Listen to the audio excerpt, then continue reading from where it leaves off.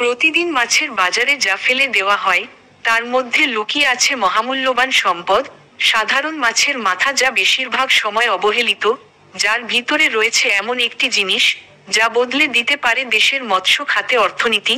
এর দাম শুনলে চোখ কপালে উঠতে বাধ্য। মাথা থেকে প্রাপ্য এই ছোট জিনিসই বিক্রয় হয় 60 থেকে 90 লাখ টাকা দরে। মাছের মাথার পিছনের অংশে থাকা পিটুইটারি গ্রিনস পিজি বা প্রাকৃতিক হরমোন সংগ্রহ করে বাজারজাত করছে তরুণ উদ্যোক্তা যশোরের নেওয়াজ শরীফ।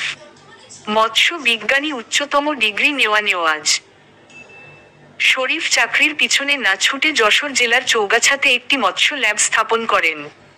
বিভিন্ন মাছ কাটা শ্রমিকদের হতে 4 টাকা প্রতি পিস পিজি সংগ্রহ করেন উদ্যোক্তা নেওয়াজ। পরবর্তীতে প্রতিটি পিসিকে বৈজ্ঞানিক উপায়ে প্রক্রিয়াজাত করে প্রস্তুত করা হয়, যা পরবর্তীতে কোটি টাকা কেজি বিক্রি হয় বলেও জানান এই তরুণ উদ্যোক্তা নেওয়াজ শরীফ। প্রাকৃতিকভাবে মাছের প্রজনন কমে যাওয়ায় হ্যাচারি গুলোতে কৃত্রিম প্রজননের জন্য এই পিটু গ্যালারির চাহিদা ব্যাপক। এই গ্রাম থেকে তৈরি হরমোন ইনজেকশন মাছকে ডিম ছাড়তে উৎসাহিত করে, যা মৎস্য উৎপাদনে বিপ্লব ঘটাতে পারে। এদিকে মাছকাটা শ্রমিকরা এখন দৈনন্দিন আয়ের পাশাপাশি বিজি বিক্রি করে বাড়তি উপার্জন করতে পারছেন। সঠিক পদ্ধতি এবং প্রশিক্ষণের মাধ্যমে বাংলাদেশের যোগ করতে পারে অর্থনৈতিক মাত্রা। দেশীয় চাহিদা মিটিয়ে বিদেশে ও রপ্তানিরও বিপুল সম্ভাবনা রয়েছে বলেও মনে করেন সংশ্লিষ্ট কর্মকর্তারা।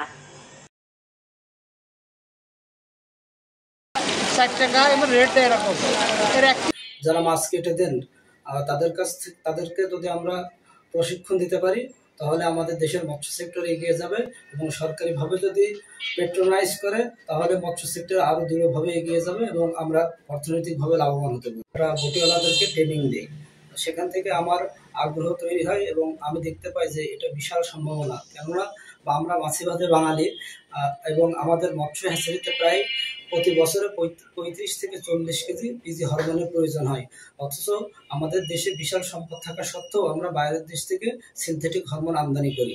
আর পিজি ব্যবহারের সব থেকে বড় সুবিধা হচ্ছে ব্রুড মাছ রিইউজ করা যায়, অর্থাৎ একই বছরে একই মা মাছ থেকে 2 থেকে 3 বার ডিম নেওয়া যায়। কিন্তু সিনথেটিক হরমোনে একবার ব্যবহার করা হয়। সিনথেটিক হরমোনকে আমরা অন টাইম হরমোন বলি।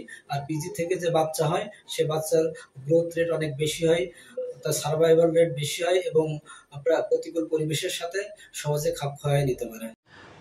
মাছের ক্ষেত্রে পিটুইটারি গ্ল্যান্ডের গুরুত্ব অপরিসীম।